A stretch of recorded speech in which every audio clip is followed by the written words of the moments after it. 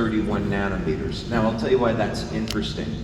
It's interesting because in the scientific literature, 630 nanometer light is one of the wavelengths of light that's used to turn on mitochondrial function.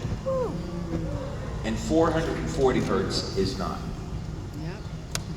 All musical instruments should be tuned to 432 hertz because it is harmonic with the human body. It actually promotes energy and healing. Alternatively, we can use 630 nanometer light to turn on mitochondrial function. But we're still going to, if we do that, we're still going to be stimulating the outside of the body. And the patches are still superior in this sense because we can turn on specific peptides in the body that you can with normal light. But this is a very powerful piece of information. So let's take a look at this. So we go back to our lobster data, and now we have 550 nanometers is one wavelength of light that's coming off of lobster blood. 630 nanometers, we took that number based off of 432 hertz tuning because that's what we were using in our experiments. And my hypothesis was that 630 nanometer light is in the lobster, we just didn't detect it in the lobster blood. So I had that hypothesis. And then the other wavelength of light was somewhere on the chart, would be somewhere between 700 and 709 nanometers, roughly. Those are the wavelengths we were working with. So this was my first invention that came off this process. I call it a biophotonic reflector, and ended up getting several patents on this. And if you look inside this device, you'll see that we have a series of optical filters, very high precision optical filters, along with an optical grade mirror. So essentially, we take the light, the naturally occurring biophoton emissions from the human body, they pass through the filters, hit the mirror, and then come back to the human body, but only specific wavelengths of light stimulate the surface of the skin. So that was the idea behind this. Let's see if we could treat the surface of the skin with the same wavelengths of light that are responsible for keeping lobsters young. Did that make sense? Yes. Okay, that was the objective. We got 2 to 3 years of age reversal in 10 minutes. Wow. And the way we measured this was through looking at the cell capacitance, the size of the cells. So a measure of how cells age is in their size. As we age, the cells will begin to shrink. And the electrical charge of the cell will start to become smaller.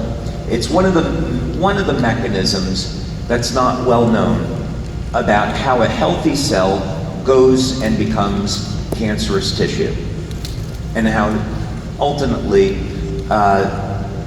cancer can be treated naturally, but that's a different subject.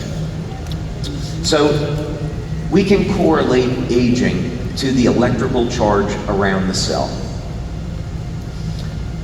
So when you use this device, the cells expand, cells become younger. But it's almost too rapid. So we wanted to look for other methods here. Now let's go back to this idea that we can use technology to create new forms of matter. Maybe we could take some of those experiments that we did and apply it to this new knowledge that we have. If we were going to create new matter, what would we do?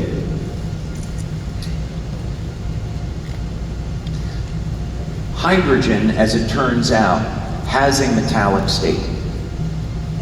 So of course we're familiar with hydrogen and water, but if we just take hydrogen, of course it's a gas, we can compress hydrogen and turn it into a liquid, and of course that's a cryogenic material. But what's not well known is that hydrogen can actually exist as a metal. So if we go back to these experiments and we say, okay, we took different types of metal. We took bismuth, copper, tin, aluminum, antimony. We put them into the presence of oxygen, exposed them to light and these electromagnetic fields, and we created new matter. What if we could take water and we could break it into hydrogen and oxygen, treat hydrogen like a metal, recombine the hydrogen and oxygen in the presence of a catalyst using a specific type of energy, and reassemble it into a new form of water that never existed before. Jeez. That was the hypothesis.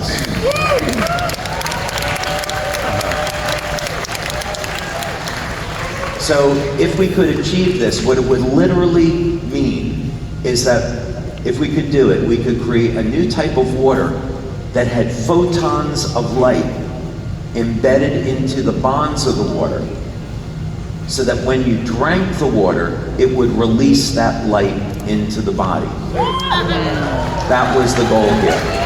And that's how we got from where we started to where we are now in this presentation. Oh, wow. So, I built this machine that was it was a great Tony Stark moment for me. It was maybe about 3 feet wide and about 9 feet long. And we started getting drops of water coming out of this thing. And it was incredible to see it for the first time. But it was so slow, it was so painful. But we did it. So everyone knows what ice looks like. Here's a beaker of distilled water where we freeze it. Now what we're going to do is we're going to take this new water and we're going to do the same thing. We're going to freeze it.